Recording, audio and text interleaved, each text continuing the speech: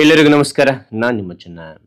ಈ ಒಂದು ವಿಡಿಯೋದಲ್ಲಿ ಗಾಂಧಿ ಜಯಂತಿಯ 2025ರ ಗಾಂಧಿ ಜಯಂತಿಯ ಸುಲಭ 10 ಸಾಲುಗಳ ಭಾಷಣ ನೋಡ್ತೋಣ. ಈ ಒಂದು ಭಾಷಣ ನಿಮಗೆ ಇಷ್ಟವಾದ್ರೆ ಒಂದು ಲೈಕ್ ಅನೇಕ ವಿಡಿಯೋದಲ್ಲಿ ಪ್ರೋತ್ಸಾಹ ಮತ್ತು ಹುಮ್ಮಸ್ಸು ಸಿಗುತ್ತೆ. ಇನ್ನೊಬ್ರಿಗೂ ಶೇರ್ ಮಾಡಿ ನೀವು ಸಾಧ್ಯ. ಇಂಥ ಅನೇಕ ವಿಡಿಯೋ ಚಾನಲ್ ಸಬ್ಸ್ಕ್ರೈಬ್ ಆಗಿ. ಹಾಗಾದ್ರೆ ಈ ಒಂದು ಜಯಂತಿಯ ಭಾಷಣ ನೋಡ್ತೋಣ. ಯಾವ ರೀತಿ ಮಾಡೋದು ನಾನು ತಿಳಿಸ್ತಾ ಹೋಗ್ತೇನೆ, ಬನ್ನಿ.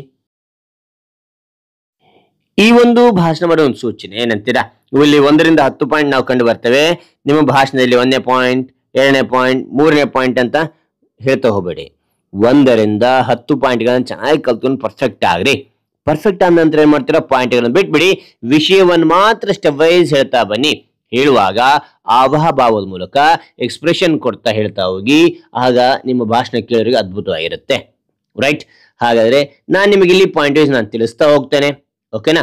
ರೈಟ್. ಮೊದಲನೇ ಪಾಯಿಂಟ್ ನೋಡಿ, ಎಲ್ಲರಿಗೂ ಶುಭೋದಯ. ಎಲ್ಲರಿಗೂ ಶುಭೋದಯ ಅಥವಾ ಎಲ್ಲರಿಗೂ ನಮಸ್ಕಾರ ಅಥವಾ ಎಲ್ಲರಿಗೂ ಶುಭ ಮುಂಜಾನೆ, ಆ ರೀತಿಯಾಗಿ ಹೇಳ್ತಾ ಹೋಗಿ. ಓಕೆನಾ? ಇದು ಕಷ್ಟವಾದ್ರೆ ಎಲ್ಲರಿಗೂ ಶುಭೋದಯ. 2ನೇ ಪಾಯಿಂಟ್, ನನ್ನ ಹೆಸರು ರಾಜು. ಇಲ್ಲಿ ರಾಜು ಬದಲು ನಿಮ್ಮ ಹೆಸರು ಹೇಳ್ತಾ ಹೋಗಿ ಮಕ್ಕಳೇ. ನಿಮ್ಮ ಹೆಸರು ರಮೇಶ್ ಇದ್ರೆ ರಮೇಶ್, ಶಾರದಾ ಇದ್ರೆ ಶಾರದಾ, ರಾಣಿ ಇದ್ರೆ ರಾಣಿ, ಈ ರೀತಿಯಾಗಿ ನೀವು ಹೇಳ್ತಾ ಹೋಗಿ. ಇಲ್ಲಿ ನಾನು ಉದಾಹರಣೆಗೆ ನಾನು ರಾಜು ಅಂತ ಹೇಳಿದೆ ನಾನು ನಿಮಗೆ. ಓಕೆ. ಅಂದ್ರೆ 3ನೇ ಪಾಯಿಂಟ್ ನೋಡಿ, ಇಂದು 2ನೇ ಅಕ್ಟೋಬರ್. ಇಂದು 2ನೇ ಅಕ್ಟೋಬರ್. 4ನೇ ಪಾಯಿಂಟ್,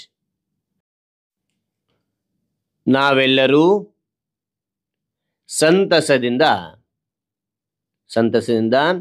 ಗಾಂಧಿ ಜಯಂತಿಯನ್ನು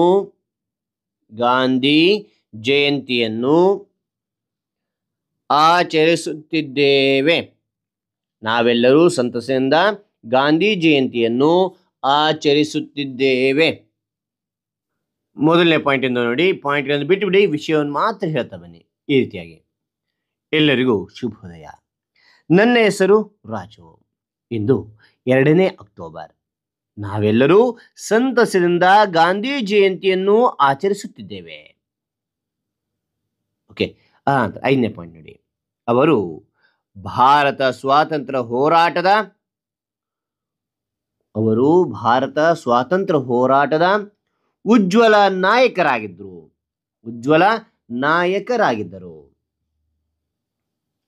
ಓಕೆನಾ?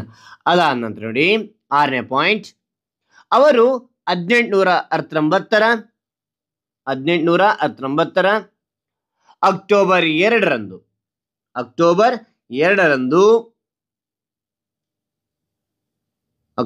2ರಂದು ಗುಜರಾತಿನ ಪೋರ್ಬಂದರ್ನಲ್ಲಿ ಜನಿಸಿದರು. ಮತ್ತೊಮ್ಮೆ ನೋಡಿ, ಅವರು 1819ರ ಅಕ್ಟೋಬರ್ 2ರಂದು ಗುಜರಾತಿನ ಪೋರ್ಬಂದರ್ನಲ್ಲಿ ಜನಿಸಿದರು. 7ನೇ ಪಾಯಿಂಟ್, ಜನರು ಅವರನ್ನು ಪ್ರೀತಿಯಿಂದ ಬಾಪು ಎಂದು ಕರೆಯುತ್ತಾರೆ. ಓಕೆ. ಜನರು ಅವರನ್ನು ಪ್ರೀತಿಯಿಂದ ಬಾಪು ಎಂದು ಕರೆಯುತ್ತಾರೆ. 8ನೇ ಪಾಯಿಂಟ್, ಅವರ ನಿಜವಾದ ಅಸ್ತ್ರ ಸತ್ಯ ಮತ್ತು ಅಹಿಂಸೆಯಾಗಿತ್ತು. ಮತ್ತೊಮ್ಮೆ ನೋಡಿ, ಅವರ ನಿಜವಾದ ಅಸ್ತ್ರ ಸತ್ಯ ಮತ್ತು ಅಹಿಂಸೆಯಾಗಿತ್ತು. 9ನೇ ಪಾಯಿಂಟ್,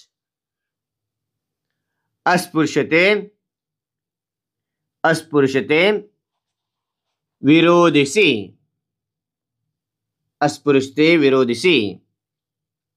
ಸಮಾನತೆಯ ಸಮಾಜ ಕಟ್ಟಲು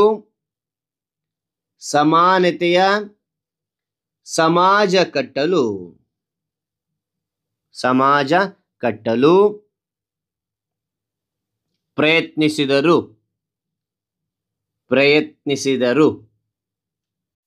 ಅಸ್ಪೃಶ್ಯತೆ ವಿರೋಧಿಸಿ ಸಮಾನತೆಯ ಸಮಾಜ ಕಟ್ಟಲು ಪ್ರಯತ್ನಿಸಿದರು. 10ನೇ ಪಾಯಿಂಟ್, ಗಾಂಧೀಜಿಯವರ ಮಾರ್ಗ ನಮಗೆ ಸ್ಫೂರ್ತಿ ನೀಡುತ್ತದೆ. ಎಂದು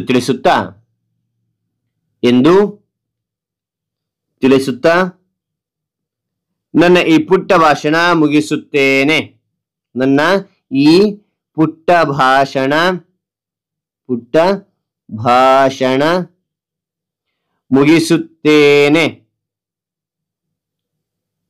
ಮುಗಿಸುತ್ತೇನೆ. ಗಾಂಧಿ ತಾತಗೆ ಜಯವಾಗಲಿ. ಜೈ ಹಿಂದ್, ಜೈ ಭಾರತ್. ಮತ್ತೊಮ್ಮೆ ನೋಡಿ, ಗಾಂಧೀಜಿಯವರ ಮಾರ್ಗ ನಮಗೆ ಸ್ಫೂರ್ತಿ ನೀಡುತ್ತದೆ ಎಂದು ತಿಳಿಸುತ್ತಾ ನನ್ನ ಈ ಪುಟ್ಟ ಭಾಷಣ ಮುಗಿಸುತ್ತೇನೆ. ಗಾಂಧಿ ತಾತಗೆ ಜಯವಾಗಲಿ. ಜೈ ಹಿಂದ್, ಜೈ ಭಾರತ್. ಹಾಗಾದ್ರೆ ಒಂದು ಮಾಹಿತಿ ಅಂತ ಇಷ್ಟವಾದ್ರೆ ಒಂದು ಲೈಕ್ ಅನೇಕ ವಿಡಿಯೋದಲ್ಲಿ ಪ್ರೋತ್ಸಾಹ ತುಂಬ ಸಿಗುತ್ತೆ. ಇನ್ನೊಬ್ರು ಶೇರ್ ಮಾಡಿ ಸಾಧ್ಯ ಅಂತ ಅನೇಕ ವಿಡಿಯೋ ಚಾನಲ್ ಸಬ್ಸ್ಕ್ರೈಬ್ ಆಗಿ ಮತ್ತೊಂದು ಹೊಸ ವಿಷಯದೊಂದಿಗೆ ಮತ್ತೊಂದು ಹೊಸ ವಿಡಿಯೋದಿಂದ ಭೇಟಿಯಾಗೋಣ. Thank you for watching. Bye ಮಕ್ಕಳೇ.